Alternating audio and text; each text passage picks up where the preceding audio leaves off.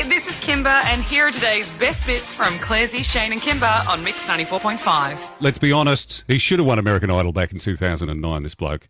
At times over the years, his fashion choices have had the style critics in a tiz, in a spin. It's filled their columns, though. And he's got a new album. He's toured with Queen, of course. I just throw that one in there as well. The new album is called The Original High. It's Mr. Adam Lambert on the radio. Hey, mate. Hi, guys. Hey, man. How you doing? Mate. Good. How are you? How you going? Yeah, Good. mate. You almost stripped into your Aussie accent there. We just want to say my heart is a ghost town. You are rocking it. You are everywhere. Saw you on The Voice, and well done. Thanks, guys. Adam, I'm a massive fan, so excuse me if I fawn a little bit. But what, sometimes you look at these competitions where you sort of had birth with Adam Lambert, but there must have been a backstory that you were doing stuff before American Idol. I was doing a lot of writing. I was in a studio. I was kind of exploring the idea of being a rock star for the first time, and I was kind of a wannabe club kid. I was going out a lot and dressing up like a crazy lunatic. We sort of see that. And on top of it all, I was paying the rent doing musicals, so I was doing a lot. The weird thing is, you coming second, there's this dude that won called Chris Allen. Who is he? I think he's still out there. He's still No, he's performing. not. He's No, he's touring. not, mate. He's Okay, not. but Adam, he was not the front man for Queen. You do sound like a fawning fan. Right, sorry, I'm coming across as a fan. Adam, I did see you when you came to Perth as the front man for Queen last year.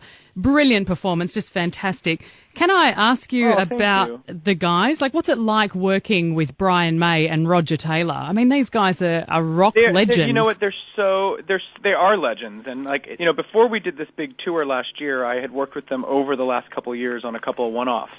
At the very beginning, I was so intimidated because they are legends. They're icons. They're part of one of the biggest rock bands of all time, and as I got to know them, we became a family. It's really a very comfortable situation with them. They're very kind to me.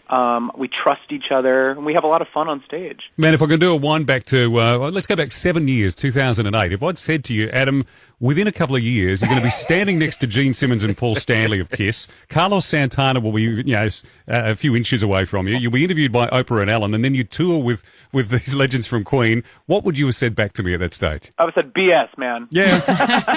Just phenomenal. I wouldn't have believed it. I mean, I'm somebody that, as an artist, I'm a bit of a perfectionist. I can be really hard on myself. One of the things that makes me stop and really appreciate it is just looking back and realizing how lucky I am. Like, I've had a lot of amazing adventures. We just did our latest publicity shot. I said I look like a creepy old Adam Lambert.